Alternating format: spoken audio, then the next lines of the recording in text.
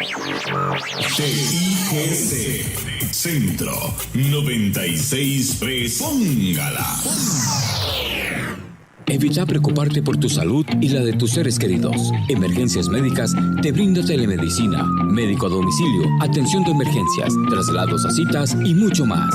Conoce nuestros servicios en emergenciasmedicas.com. Afíliate al 2290-4444. Emergencias Médicas, un médico a tu lado. ¿Sabías que cada vez que el poliducto es perforado por criminales, debemos paralizar momentáneamente el transporte de combustible hasta repararlo? Dimensionalo. ¿Te imaginas un país sin combustibles? El robo de combustible nos afecta a todos. En Recope nos encargamos de la energía que mueve al país. Vos, ayúdanos a protegerla. Denuncia al 1002. WhatsApp, programa Horizontes, 83 41 41 42. Envíenos sus comentarios, noticias, audios y videos al WhatsApp, programa Horizontes, 83 41 41 42.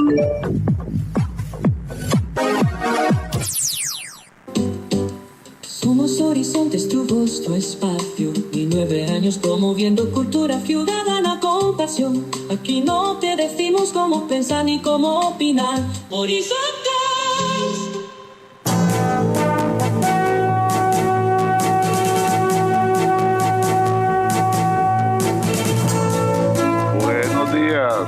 Buenos días a nuestro compañero Alex Morales en los controles principales. Muy buenos días a José Bustos y a Marconi Sánchez en el estudio de grabación. Igualmente le damos los buenos días a nuestro compañero Luisito, encargado de redes sociales. Y a ustedes, amigos y amigas, este servidor Edgar Obed, en nombre de todo el equipo, les dice gracias, muchísimas gracias por acompañarnos una vez más aquí en su programa de Cultura Ciudadana Horizontes, que inicia ya. A continuación, Costa Rica Hoy.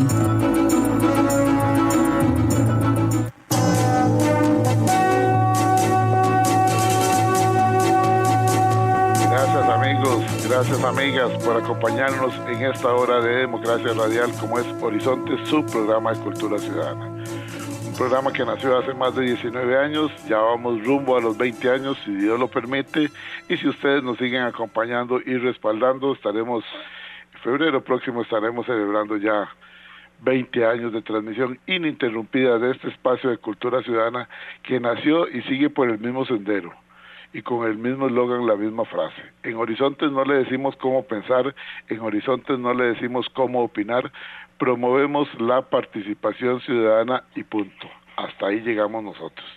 Somos respetuosos de la forma de pensar que usted tenga, de la idea que usted tenga.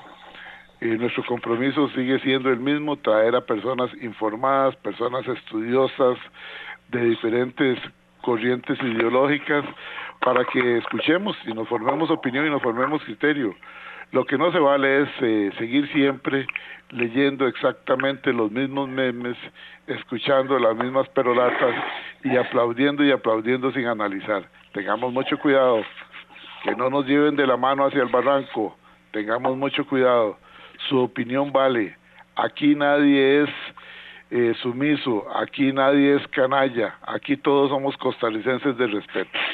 Hoy vamos a hablar sobre la reciente visita de los funcionarios del Fondo Monetario Internacional a nuestro país, a Costa Rica, pero antes quiero recordarles que ustedes pueden participar, como siempre lo hacen, por medio de la línea de WhatsApp, el WhatsApp nuestro, si no lo tiene, agréguelo en este momento, WhatsApp Programa Horizontes, 83-41-4142, 83-41-41-42, esa es la línea de WhatsApp nuestra para que usted haga sus reportes de sintonía y también pueda opinar libre, abierta y educadamente sobre el tema conforme se desarrolle.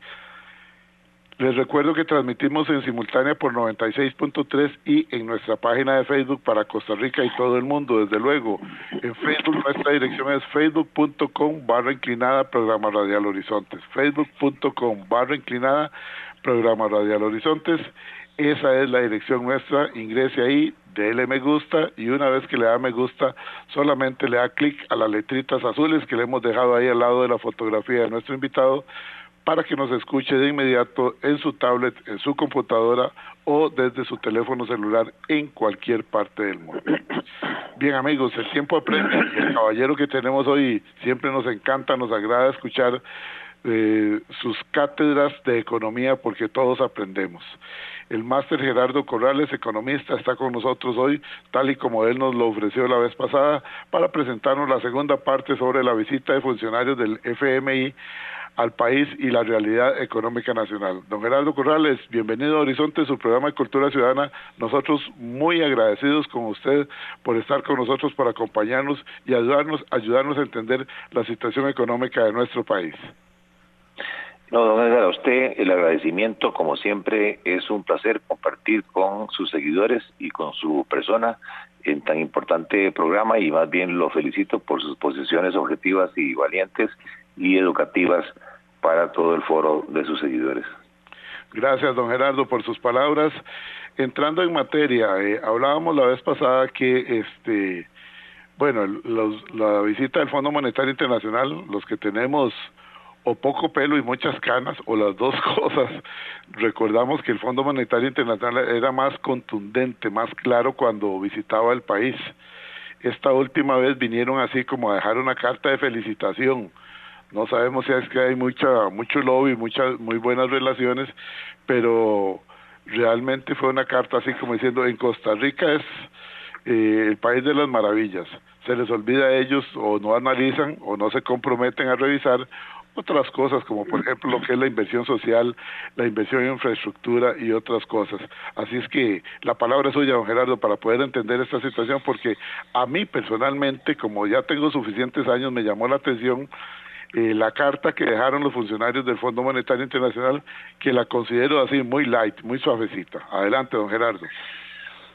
Sí, efectivamente, como usted menciona y lo vimos en la primera parte del programa, lo que tuvimos fue una visita de una misión técnica encabezada por un señor de nombre Ding Ding, siguiendo los estatutos del Fondo Monetario, que es una entidad que fue creada después de la Segunda Guerra Mundial para velar por la estabilidad financiera internacional, y que de acuerdo con esos estatutos, el artículo 4 los obliga a realizar visitas y mantener conversaciones y análisis con sus países miembros, que como lo hicieron en esta ocasión, de lo que se trata es recopilar información económica, financiera del país, analizarla, así como sus políticas económicas, para luego emitir un informe a su directorio y también una serie de recomendaciones a las autoridades del Ejecutivo y legislativas.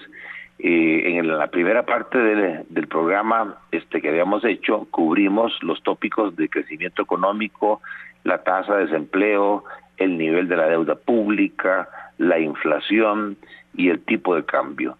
Y el día de hoy, si el tiempo nos lo permite, yo quisiera abordar el resto del informe, que tiene que ver con el sistema financiero costarricense, el espacio fiscal que se vislumbra, la situación de la deuda del gobierno con la caja del Seguro Social, y finalmente una serie de recomendaciones interesantes en cuanto a la oferta laboral. Yo sigo manteniendo mi posición, que al leer este informe me parece que es un informe muy complaciente, un informe que se hace como a 10,000 pies de altura, no profundiza, y como muy bien lo dijo mi amigo Nogui Acosta, el fondo lo que hizo fue venir a vanagloriar al gobierno. Entrando en materia, el sistema financiero costarricense, aquí lo que el informe técnico del fondo mantiene es que hay indicadores de solidez financiera. ¿Eso qué significa? Bueno, que el sistema financiero costarricense sigue teniendo capacidad para pagar sus obligaciones, a pesar, reconoce el fondo, de las dos situaciones puntuales de intervención que se dieron en dos entidades, dice el fondo, pequeñas, ya sabemos que se están refiriendo a COPE, servidores y Decifin, y que, dice el fondo, hay margen para seguir aprovechando los avances importantes en la supervisión del sistema financiero. Aquí mi comentario es el siguiente: si bien es cierto, estoy de acuerdo en que las pruebas que llamamos de estrés demuestran que el sistema financiero sigue siendo sólido para atender sus obligaciones, sí me parece que hubo yerros y fallos en la actuación de la SUGEF y del CONACYF con los dos casos de intervención ya mencionados, porque yo tengo informes que datan del año 2015 incluso, donde ya se hacían advertencias de las situaciones de estos intermediarios y sin embargo no se intervino a tiempo, y lo que pasa es que si usted no para el desangre en el momento adecuado, pues el daño traducido en pérdidas para los depositantes se hace mucho mayor. ¿Qué es lo que pasó? Claro. Yo quería agregarle a sus seguidores la dimensión, eso es que quizás se nos olvida. El sistema financiero costarricense, como se llama, es solamente una parte de todo el ecosistema financiero, que reúne a distintos intermediarios como los bancos del Estado, el Banco Popular, el BAMBI, los bancos privados, que son 11, alrededor de 4 financieras, 18 cooperativas de ahorro y crédito y las 2 mutuales de Alajuela y de Cartago. Eso hace que ese sistema a finales del 2024 tuviese un total de activos que llamamos, o de recursos invertidos, por 81,000 millones de dólares. Eso equivale al 85% del Producto Interno Bruto. Ya es un tamaño muy respetable. Pero lo más importante es que cualquier intermediario financiero que capta recursos del público y los presta, su principal responsabilidad social, siempre lo he sostenido, es la de ser un buen padre de familia y proteger los depósitos del público como si fueran propios. Y ahí estamos hablando que la suma de depósitos del público en el sistema financiero a diciembre de 2024 fue de 58,000 millones de dólares, cerca del 60% del Producto Interno Bruto. E interesantemente, es el mismo tamaño que tiene el saldo de la deuda del gobierno central de Costa Rica con distintos acreedores. Bien, ¿qué pide el fondo en cuanto al sistema financiero? El fondo expresamente le pide a la Asamblea Legislativa que apruebe una serie de reformas a la ley más reciente creada, que es la ley del seguro de depósitos y mecanismos de resolución cuando hay problemas en la operación de una entidad financiera. Entre esas reformas destacan 3. La primera es darle el poder absoluto a la SUGEF para que pueda despedir miembros de junta directiva o gerentes de entidades financieras. Y a mí, don Edgar, ahí sí se me para el pelo. Yo esto lo veo sumamente peligroso, porque viví en carne propia casi 25 años que trabajé en el sistema financiero costarricense, que muchas veces hay arbitrariedad y exceso de poder de algunos funcionarios de la SUGEF. Si bien es cierto, yo estoy de acuerdo en que la SUGEF, el CONACYF, tienen que pronunciarse sobre la idoneidad y la formación de los miembros de juntas directivas y gerentes generales de bancos o de intermediarios financieros por la gran responsabilidad que tienen, me parece que darles el poder absoluto para destituir podría caerse en abusos y en arbitrariedades, por lo que yo prefiero que se hagan las recomendaciones a las juntas directivas de esas entidades y que incluso se hagan públicas para que los depositantes se den cuenta de la mala gestión o la poca idoneidad que tienen algunos miembros de juntas directivas de varios entes financieros en el país. Pero de ahí a darle el poder para que pueda despedirlos, me parece que es excesivo. Totalmente de acuerdo. La segunda recomendación es permitirle a la SUGEF solicitarle directamente al CONACYT la declaratoria cuando una entidad es inviable o cuando hay que liquidar una entidad porque no tiene capacidad de pago de sus obligaciones. Yo estoy de acuerdo en que cuando una entidad empieza a mostrar problemas hay que actuar muy rápidamente. Yo me acuerdo cuando tuvimos la corrida de depósitos en el BAC el 10 y 11 de agosto del 2004, que fue una corrida de horas, básicamente 10, 15 horas, y en ese plazo tan corto nos sacaron casi el 30% de todos los depósitos que estaban a la vista. De manera tal que si no se actúa rápidamente, las pérdidas que pueden tener los depositantes pueden aumentar de proporción. Pero yo creo que el artículo 136, creo que es, de la ley del Banco Central, le da suficientes causales de intervención a la SUGEF, por lo que realmente no entiendo esta recomendación que está pidiendo el fondo. Y por último viene la más polémica, que es eliminar gradualmente la garantía sobre los depósitos ilimitada que hoy tiene el Estado sobre los depósitos del público en los bancos estatales.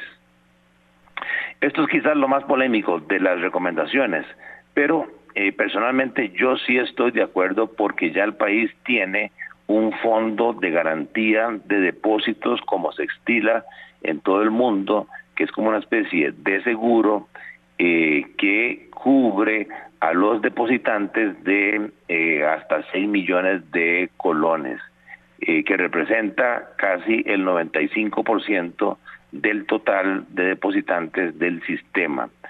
¿Qué es lo que pasa hoy? Que al existir una garantía de que ante una eventual quiebra o liquidación de un intermediario financiero, el Estado, o sea, todos nosotros, los taxpayers, que se llama, los pagadores de impuestos, tenemos que hacernos cargo de los depósitos sin límite de personas de alto poder económico o de empresas, las más reconocidas de este país o incluso extranjeras, que mantienen depósitos en los bancos del Estado, me parece que no es de recibo y que causa lo que técnicamente llamamos un riesgo moral en la administración de esos bancos. Si yo sé que estoy protegido y que si me jalo una torta hay un seguro del Estado que paga esas tortas, entonces voy a asumir más riesgo. Entonces yo ahí sí creo que llegó la hora de entrarle a este tema. Lo que pasa es que sobre todo los partidos tradicionales están llenos de ideologías del siglo pasado y hablar de estos temas es un sacrilegio para sus pensamientos. Bueno, con eso cubro el tema del sistema financiero. Sí, correcto. No, nos queda sumamente claro. Aquí estoy recibiendo una gran cantidad de comentarios agradeciéndole a usted esta segunda parte, don Gerardo. Ahora, don Gerardo, una pregunta que me hacen aquí, que siempre es reiterativa cuando usted está acá o cuando se habla de temas económicos. Las personas que intervienen en las entidades que supuestamente deben de supervisar el mercado financiero de nuestro país, ¿tienen o no tienen que responder con sus recursos, con su patrimonio, cuando se cometen errores o por falta de supervisión o cualquier otra situación que se dé un descalabro para los ahorrantes? Me parece que con sus recursos económicos no, porque estamos hablando de magnitudes muy importantes y muy poca gente tiene patrimonios de esa magnitud, sí, tan grandes, pero sí creo yo que debería haber una instancia donde los depositantes puedan, entre comillas, denunciar la actuación de estas personas interventoras para que, en caso de que se confirme que hubo errores en su intervención o hubo lentitud, etcétera, si haya un castigo que afecte por lo menos moralmente y profesionalmente su gestión. Hoy en día no hay tal, y incluso ha habido conflictos de interés, porque no puede ser posible que quien tenía a cargo la inspección y la supervisión de alguno de estos dos entidades, a su vez después lo nombran como el interventor. Sí, eso es un horror. Es como un premio. Un horror, eso es un horror. Es un horror. Y entonces, en ese sentido, yo creo que sí, lamentablemente, quienes pagan los platos rotos son los depositantes en pleno siglo XXI, y sin embargo no tienen mayores derechos de poder ejercer sus quejas o sus denuncias a una tercera instancia para que ese tipo de arbitrariedades no ocurran.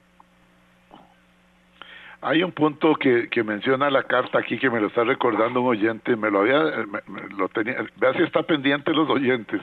La vez pasada envió la pregunta y no tuvimos tiempo de hacérsela. En un punto, cuando la carta de los funcionarios del Fondo Monetario Internacional dice: se necesita una solución comprensiva, sí, para resolver el conflicto entre la Caja Costarricense de Seguro Social y el Ministerio de Hacienda sobre los reclamos de la Seguridad Social. Y me señala aquí el amigo Rolando, que nos envía la pregunta, dice, ¿qué quiere decir en el párrafo cuando dice: para resolver este problema es necesario mejorar urgentemente los sistemas de registro de la Caja, a fin de permitir un seguimiento preciso de los desembolsos y los beneficiarios? Esto ha sido como de nunca terminar, don Gerardo. Pareciera que no se ponen de acuerdo, o es una excusa para no cumplir con las obligaciones del Estado, que dicen que, bueno, vamos a asumir la deuda en el momento en que tengamos un estado de cuenta actualizado, y el estado de cuenta nunca está actualizado. Llama la atención en este amigo Rolando y a nosotros también, que el Fondo Monetario Internacional haga una mención especial a la situación del estado de cuenta entre la Caja Costarricense de Seguro Social y el Ministerio de Hacienda. ¿Cómo lo ve usted? Sí, ese es uno de los puntos del informe que iba a tocar, pero me adelanto, en el sentido de que estamos hablando de un tsunami.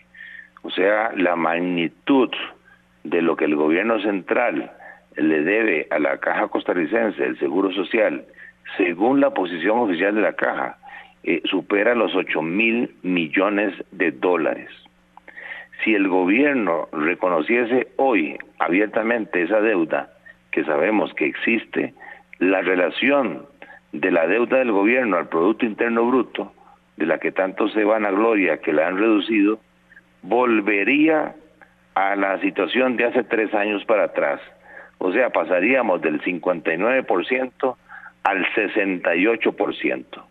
8 puntos porcentuales más de la relación de endeudamiento del gobierno, y eso claro que de inmediato provocaría que las agencias calificadoras le bajen la calificación de riesgo al país, y la consecuencia de eso es que las tasas de interés internacionales y locales subirían, afectando a todas las familias y a todas las empresas que hoy tienen deudas. Entonces el tema es muy delicado, el tema es muy complejo. Para mí es evidente que no es tan fácil como decir que el Estado, que el gobierno pague ya. Es imposible. ¿De dónde se va a sacar 8,000 millones de dólares de un presupuesto que en el año 2025 se reportan gastos del gobierno por el 24% del PIB y los ingresos apenas alcanzan al 14% del PIB? O sea, ya hay un hueco financiero en las finanzas públicas, principalmente por amortización e intereses de la deuda, de casi 10,000 millones de dólares anuales.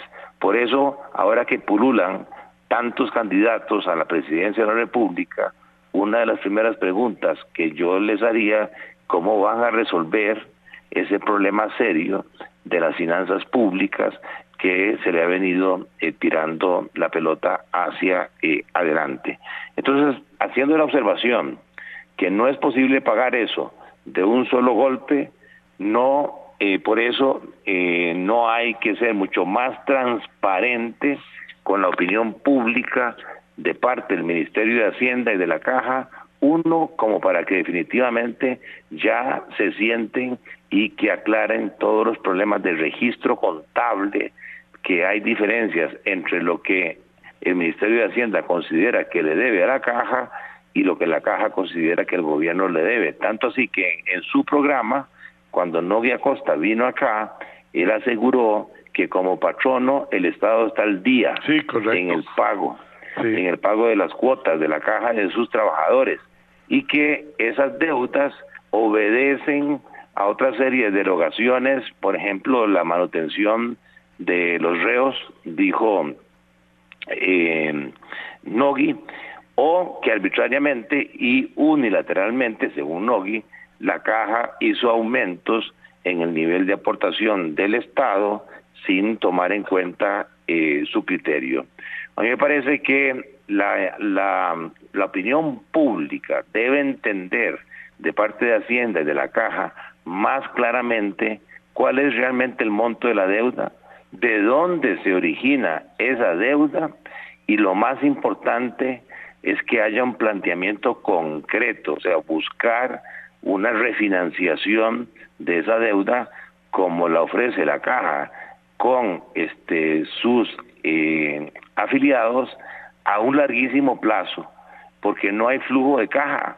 En este momento hay un hueco fiscal de 10,000 millones de dólares, y buscar un financiamiento blando de larguísimo plazo con organismos multilaterales, que es la mejor opción, el BID, el Banco Mundial, para poder atender eso. Y me parece sano también seguir con la política que se ha venido siguiendo, y es que de cada préstamo internacional que pida el gobierno, entre un 10 y 20% se le destine a la Caja para amortizar esa deuda.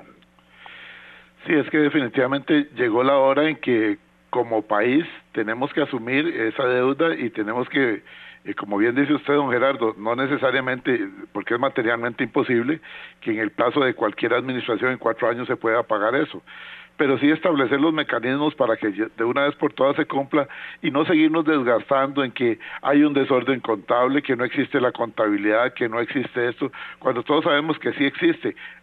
Es posible que existan algunos errores, pero no definitivamente descalificando la situación contable de la Caja para no asumir las responsabilidades.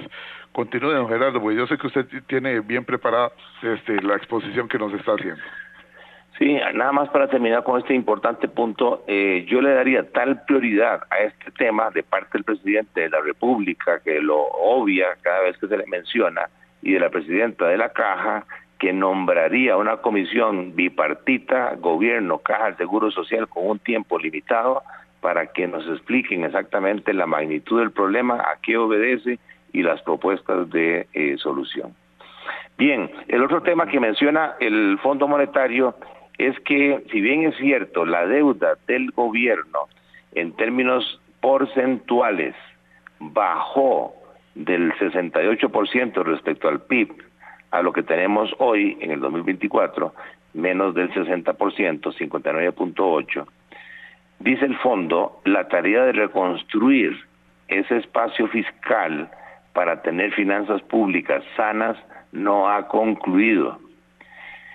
El superávit primario del 2024, esto es, la diferencia que hay entre los ingresos del gobierno, básicamente por impuestos, menos los gastos del gobierno antes de intereses, y comparando esa diferencia con el Producto Interno Bruto, dice el fondo y reconoce que ese superávit, que ese exceso que hemos venido logrando después de la Ley de Fortalecimiento de las Finanzas Públicas, aprobada en el 2019, cayó en el 2024, pero el fondo se lo achaca a factores temporales, coyunturales, y dice el fondo a lamentables reducciones en el impuesto al marchamo aprobadas por la Asamblea Legislativa.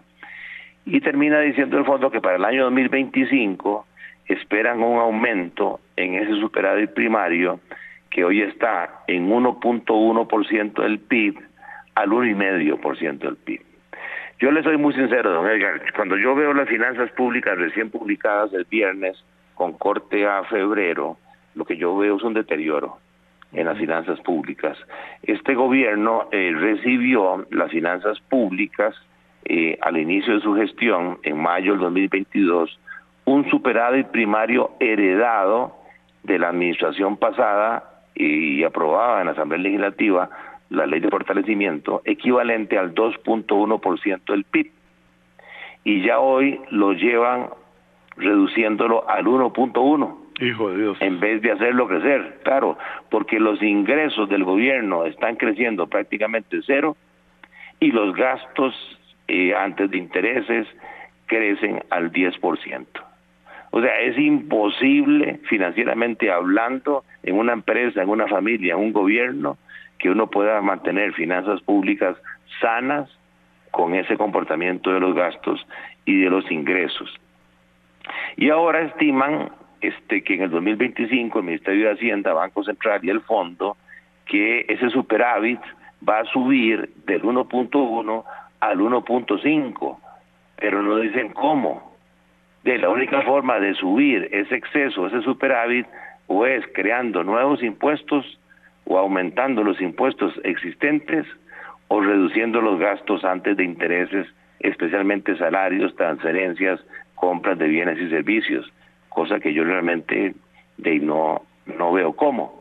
Y el déficit financiero, cuando le agregamos a ese superávit el pago de intereses, resulta que lo recibieron en 2.5% y ahora el gobierno lo tiene en 3.8%. Y estiman que en el 2025 ese déficit financiero se va a caer al 3.1%. Pero de nuevo, no dicen cómo. No dicen cómo van a bajar el componente de intereses que se chupa ya casi 5 puntos del Producto Interno Bruto. Vea qué serio esto. El Producto Interno Bruto nuestro, el valor de la producción del país anual, son casi 100,000 millones de dólares. Si decimos que los intereses se llevan 5 puntos del PIB, o sea, le estamos pagando a acreedores locales y extranjeros 5,000 millones de dólares solo en intereses. Demasiado. Solo imaginemos cuánta obra pública en carreteras, en escuelas, en hospitales, en colegios, podría hacerse si no tuviéramos esa carga financiera heredada desde el 2007, cuando el país entró en un problema de déficit, que en vez de entrarle abiertamente en ese momento, que era lo adecuado, los gobiernos irresponsablemente de turno decidieron cubrir el hueco con más deuda, y eso ha hecho que todos los años la deuda, contrario a lo que dice el gobierno, no baja. El gobierno no ha amortizado deuda.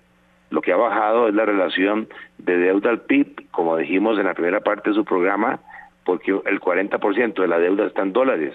Entonces, claro, muy bonito, ¿no? Claro, no es lo mismo convertir a 650 que a 500 colones. Entonces, me parece que no está claro ese panorama que pinta al fondo el Ministerio de Hacienda y el Banco Central, que ahora en el 2025 tanto el superávit primario va a crecer como que el déficit financiero se va a reducir, cuando la situación más bien se ve complicada en cuanto a que el turismo viene cayendo y en cuanto a la receta que nos impuso el presidente Trump el martes pasado, con lo que él llamó el Día de la Liberación, recetándole a todo mundo un arancel, un impuesto universal a todos los productos importados que ingresen a los Estados Unidos del 10%, y además lo que Trump medio burlesco dijo, un arancel recíproco, que es la mitad de lo que esos gobiernos nos están cobrando para que nuestros productos ingresen a sus países. Eso de inmediato lo que ha causado es un gran temor a que el mundo entre en una recesión, en una caída de la producción, subida de la inflación, tasas de interés, desempleo, porque las bolsas están cayendo radicalmente. El viernes los indicadores bursátiles en Nueva York cayeron casi 5 puntos porcentuales de valor, y hoy las bolsas asiáticas cayeron entre 7 y 8%.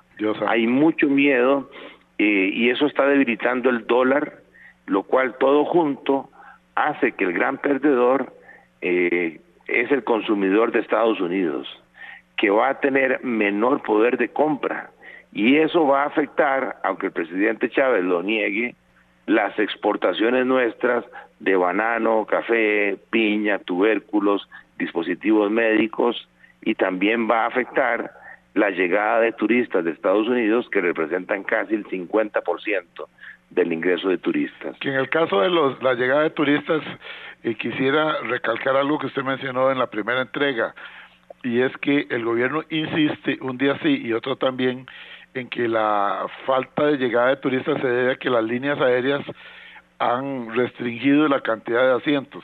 Me parece absurdo. Los que hemos estado en negocios, unos más grandes, otros más pequeños, pero digamos, cuando hemos estado en multinacionales, uno sabe que el objetivo es incrementar las ventas. Por lo tanto, las compañías, las líneas aéreas estarían dispuestas, si Costa Rica sigue siendo atractivo desde el punto de vista de seguridad, que no lo somos, desde el punto de vista del paraíso natural que ofrecemos, etcétera, etcétera, pero si fuéramos competitivos, el turista desea venir, y si desea venir, obviamente las líneas aéreas van a dedicar la cantidad de asientos necesarios, y no a la inversa como lo expone el gobierno, que dice que, no, la gente sí quiere venir a Costa Rica, pero las líneas aéreas no tienen asientos para venir a Costa Rica. Eso me parece absurdo, totalmente.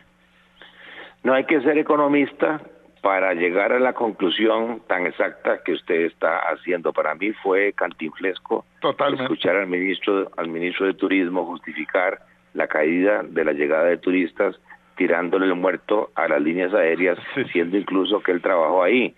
Si eso fuese así, aplicaría para todos los países, pero resulta que en República Dominicana, El Salvador, Cancún, Medellín, más bien el turismo está aumentando. No quiere reconocer este gobierno que al haber apreciado el tipo de cambio, al haber debilitado el dólar un 30%, nos hemos hecho un destino turístico muy caro. Y más ahora que le están recortando la posibilidad de compra a los consumidores de Estados Unidos, más de uno va a hacer sus numeritos y va a decir, no, Costa Rica es muy caro, prefiero irme a Dominicana, prefiero irme a Medellín, prefiero irme a Cancún, donde las monedas más bien se están devaluando. Bueno, pero para terminar con este tema de la deuda pública, ojo que el fondo llama la atención y casi que regaña a los diputados y les dice que hay que volver a plantear los proyectos de aumentar impuestos, básicamente el de renta global, que es sumar todos los ingresos que tiene una persona por salario, por alquileres, por dividendos, y aplicarles una única tasa del 30%, no del 15% que hoy tienen algunos impuestos. Uh-huh. También habla el fondo de que ya llegó el momento de reducir o eliminar una serie de exoneraciones. Hay un montón de entidades que desde hace años no pagan impuestos. Cuando el gobierno asume ese gasto tributario, que se llama exoneración, se supone que es temporal para ayudarle en algún momento a que esa cooperativa, para decirlo con nombre y apellidos, pueda consolidarse. Pero una vez que alcanzan cierta posición financiera y sólida, ya tienen que empezar a contribuir, como el resto de cristianos hacemos, en el pago de impuestos. Pero esas cooperativas además llegan hasta Asia hoy día y siguen con los mismos beneficios. Claro, y además el fondo vuelve a insistir que no es posible que el salario escolar y los premios de lotería no estén tasados, no estén grabados. Y finalmente dice el fondo, me preocupa o nos preocupa una lista de proyectos de ley que están promoviendo reducir los ingresos o aumentar los gastos, pero sin mayor justificación. Hablan, por ejemplo, de un proyecto que pretende que no se cobre el IVA en la compra de celulares, o una reforma a la ley de la Cruz Roja que le da la opción al contribuyente de pagar al gobierno central sus impuestos o darle la plata a la Cruz Roja. Y claro, esa es una acción que todos estamos de acuerdo en darle más recursos a la Cruz Roja, pero no es vistiendo un santo y desvistiendo otro santo. Totalmente. Entonces ahí hay materia que me parece, sí tiene razón el Fondo Monetario, de llamar a una actuación más responsable del Congreso en cuanto al manejo de las finanzas públicas. Permítame, don Gerardo, ir a la cabina central, que me dice el compañero Alex que hay que ir a la cabina central, y cuando retornemos continuaremos escuchándolo con mucha atención y tal vez una o dos preguntas de los oyentes, que nos han llegado muchas, pero no vamos a tener tiempo de contestarlas todas. Vamos a la cabina. Recuerde, estamos en Horizonte, su programa de Cultura Ciudadana, donde no le decimos cómo pensar, donde no le decimos cómo opinar, promovemos la participación ciudadana. Retornamos.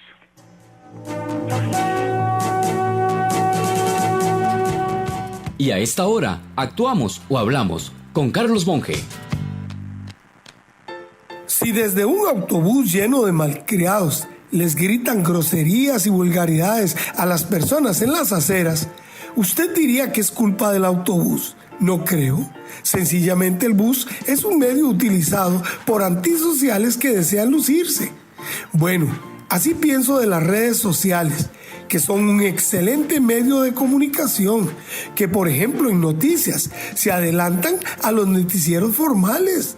Gracias a esas redes se nos recuerdan cumpleaños, se acerca a los seres queridos que están lejos y por su medio percibimos mejor, gracias a las imágenes, hechos relevantes en otros países. Pero claro, en esas mismas redes está la presencia de un paquete de gente inculta, amante de la chabacanería y de pronto, por su deficiente formación, con incapacidad para comprender lo más elemental que se les pone ante sus ojos y oídos. Claro que se siente pena ajena al observar en una transmisión en vivo la secuencia de mensajes que surgen de mentes limitadas o distorsionadas, que por desgracia desfiguran lo que se está diciendo en esa transmisión. Callen ese hijo de tal, manden esa vieja o ese viejo a tal lado, o aportando comentarios que no tienen nada que ver con el tema que se está tratando, pero que lo expresan para catarsis surgida de su frustración o de un meme que les llegó. No es culpa de las redes sociales. Eso es el reflejo de la pésima formación que estamos dando a esos sectores, que sí son sociales, pero sin redes mentales. Envíe un mensaje de WhatsApp al 7114-0157 con la palabra grabación y recibirá este mensaje gratuitamente. Y además podrá coordinar conferencias de motivación a equipos de trabajo, de ventas o deportivos. Carlos Alberto Monge, motivador y capacitador internacional, presentó Actuamos o Hablamos. Evita preocuparte por tu salud y la de tus seres queridos. Emergencias Médicas te brinda telemedicina, médico a domicilio, atención de emergencias, traslados a citas y mucho más. Conoce nuestros servicios en emergenciasmedicas.com. Afíliate al 2290-4444. Emergencias Médicas, un médico a tu lado. ¿Sabías que cada vez que el poliducto es perforado por criminales, debemos paralizar momentáneamente el transporte de combustible hasta repararlo? Dimensionalo. ¿Te imaginas un país sin combustibles? El robo de combustible nos afecta a todos. En Recope nos encargamos de la energía que mueve al país. Vos, ayúdanos a protegerla. Denuncia al 1002. Horizontes.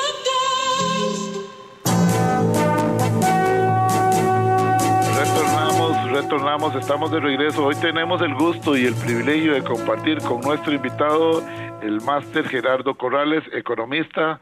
Él nos ofrece la segunda parte de la visita de funcionarios del Fondo Monetario Internacional al país y la realidad económica nacional.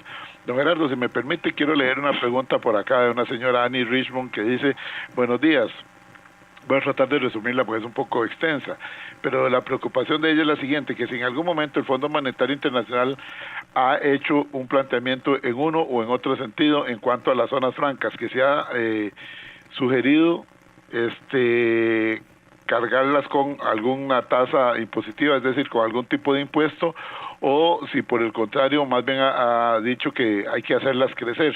Me imagino que esto se refiere al Fondo Monetario, a la Organización Mundial de Comercio, que en algún momento los grandes países habían dicho, como decimos popularmente, entregándose solitos, dijeron que sería bueno pagar un impuesto único. Le escuchamos con respeto y con mucha atención, don Gerardo, con esta pregunta. Sí, buena pregunta. El Fondo Monetario no hace ningún comentario en cuanto a eso, pero sí ya la OCDE es la que aprobó e implementó un impuesto único del 15% a todas las compañías que operan bajo regímenes de zonas francas. Nuestro país, siendo miembro de la OCDE, le corresponde también aplicar en algún momento ese impuesto. Lo que yo he escuchado al ministro de Hacienda es que ha estado en negociaciones con la Asociación de Zonas Francas para ver cuál va a ser la propuesta del país. Sin embargo, es que con el señor Trump el mundo cambió. Sí, claro. Y una de las primeras cosas que hace Trump es anunciar que él no está de acuerdo con ese 15% y que no lo va a implementar. Y entonces, claro, eso causa un gran problema por el tamaño tan importante que tiene los Estados Unidos. Si el resto de países sí grava y los Estados Unidos no, de ahí va a haber arbitraje. No, los hacemos sacados prácticamente, nosotros los matamos. Claro, migrando todas esas inversiones a los Estados Unidos, lo cual nos afectaría radicalmente. Entonces me parece que eso está en un impasse. Y para concluir, el fondo, su informe, lo hace con una serie de observaciones, de las cuales en todas yo estoy de acuerdo, y se las voy a leer a propósito de que empezamos una campaña política que yo anticipo que será la campaña política lamentablemente más sucia y violenta que vamos a tener, cuando en realidad nosotros los costarricenses, que ya estamos cansados de tanta bronca, tanto pleito, lo que deberíamos exigir son propuestas racionales de soluciones a los siguientes problemas, por ejemplo, que plantea el fondo. Adelante. Dice: hay oportunidad de que el empleo calificado siga creciendo en Costa Rica, pero tenemos un problema, no hay mano de obra disponible calificada. Y por lo tanto debe haber un plan nacional para reducir las brechas educativas entre la educación pública y la educación privada. Yo soy producto de la educación pública y en mis tiempos los maestros, los profesores que yo tuve en la escuela y en el colegio público de Paraíso eran muy superiores a los profesores de entidades privadas. Totalmente. Lamentablemente, hoy no es así. El 57% de los muchachos en educación pública, en secundaria, la están abandonando en plena cuarta revolución industrial. ¿Qué va a hacer de esos muchachos de lo que menciona aquí el fondo, que no tienen inglés y que no tienen habilidades digitales? Eso es una bomba de tiempo. Sí. Luego dice el fondo que hay que alinear los planes de estudio de las universidades, especialmente las públicas, a los requerimientos del mercado, a lo que el mercado demanda. Yo no tengo nada contra los abogados, no tengo nada contra las ciencias sociales, pero lamentablemente no podemos seguir promoviendo carreras que a la hora de que van a buscar trabajo no hay, sí, porque claro, es demasiada la gente que se está graduando en esos espacios, mientras que las carreras STEM, que se llama ciencias, tecnología, matemática, no hay suficientes recursos. Luego dice que hay que promover la educación dual. Cuando yo leí esto me pregunté, ¿qué pasó con la ley de educación dual? Se aprobó y no sabemos nada de la implementación. ¿Qué resultados está dando la educación dual? Y dice que hay que mejorar las tasas de graduación de secundaria, lo que le estaba diciendo. El 57% de los muchachos no se están graduando. Además, dice que hay que aumentar el empleo formal y que para ello se deben reducir las cargas sociales y buscar otras fuentes de financiamiento. Y finalmente cierra su informe diciendo que hay que promover el suministro de energía eléctrica con una mayor participación del sector privado. Yo no sé por qué razón se sigue satanizando de parte del ICE la compra de energía eléctrica a el sector privado, aprovechando el potencial eólico, el potencial hídrico, solar que tiene este país, y a cambio prefiere el ICE quemar búnker o importar energía eléctrica de Guatemala que la producen empresarios privados guatemaltecos. Una locura realmente lo que las ideologías. Las alianzas público-privadas no hay que satanizarlas definitivamente. Son un motor de desarrollo en muchos países y hay ejemplos muy exitosos. Sí. En cuanto a buscar nuevas formas de financiamiento para las cargas sociales, de todos estamos de acuerdo. Lo mismo que los temas educativos que se mencionaban. El problema es que el informe del fondo no dice el cómo hacerlo. Es muy sencillo decir el qué, pero cómo llevar eso a la práctica, ahí está, como se dice en Paraíso, báileme ese trompo en una mano. Sí. Y eso depende ahora que nosotros le exijamos a los candidatos que están como locos por llegar a la presidencia de la República, de ahí, deme carnita, deme sustento, deme esencia, para saber yo por quién votar. No votar por un color político. Yo lo que quiero es votar por las personas que realmente tengan programas, propuestas de solución a los problemas nacionales, porque si no, vamos a seguir en este perrito de que yo quise hacer, pero no pude hacer porque no me dejaron hacer, y por eso necesito mayoría para cambiar la Constitución. Y se nos van los 3 años o los 4 años en un puro lamento y nunca hicimos nada, buscando culpables por todos lados, como digo yo. Don Gerardo, yo creo que esto no tengo pelos en la lengua. No, y está bien. Le voy a ser muy franco, eso que usted dice, las sugerencias del Fondo Monetario Internacional, prácticamente les dio la luz, casualmente usted se me adelantó, a los partidos políticos para que esa sea la oferta electoral que hagan. Ahí está parte del asunto, ya les hicieron el trabajo. Ahora, los partidos sí están obligados a tratar de presentar al electorado cómo llegar a esas realidades y cómo hacerlo, ¿correcto? Sí, normalmente tienen que presentar un programa de gobierno, pero lamentablemente la práctica ha sido de que se presenta por salir del paso, todo el mundo ofrece, y cuando llegan al poder es otra cosa. No estaban preparados, no tenían los equipos, no sabían qué hacer, y como el tiempo es relativamente corto, de 4 años, pasan prácticamente desapercibidos. Y si no, nos dedicamos a criticar y a destruir en lugar de construir y fortalecer. Lamentablemente eso es una realidad de Costa Rica. Don Gerardo Corrales, yo le agradezco muchísimo que nos haya dedicado parte de su tiempo para esta segunda comparecencia con este tema tan interesante, tan importante como es el tema de la economía, que los que no somos economistas no necesariamente comprendemos todo el asunto, aunque nos dediquemos a leer, muchas veces nos quedan algunas lagunas. Gracias, don Gerardo. No, a usted, don Edgar, como siempre, lo felicito por su programa y de nuevo agradecerle la oportunidad. Gracias al máster Gerardo Corrales, economista, por habernos ilustrado una vez más con la segunda parte de la visita de funcionarios del Fondo Monetario Internacional y la realidad económica nacional. ¿Se dan cuenta ustedes cómo hay que traer otros puntos de vista que lo invitan a uno a reflexionar y a ver de qué lado está la verdad? Esa es la esencia de este programa de Cultura Ciudadana Horizontes. Por eso insistimos, en Horizontes no le decimos cómo pensar, en Horizontes no le decimos cómo opinar. Nos vamos, amigos, este programa lo pueden descargar en podcast de Spotify, Programa Radial Horizontes, en el canal de YouTube, Programa Radial Horizontes, y en la página de Facebook, Programa Radial Horizontes. Buenos días.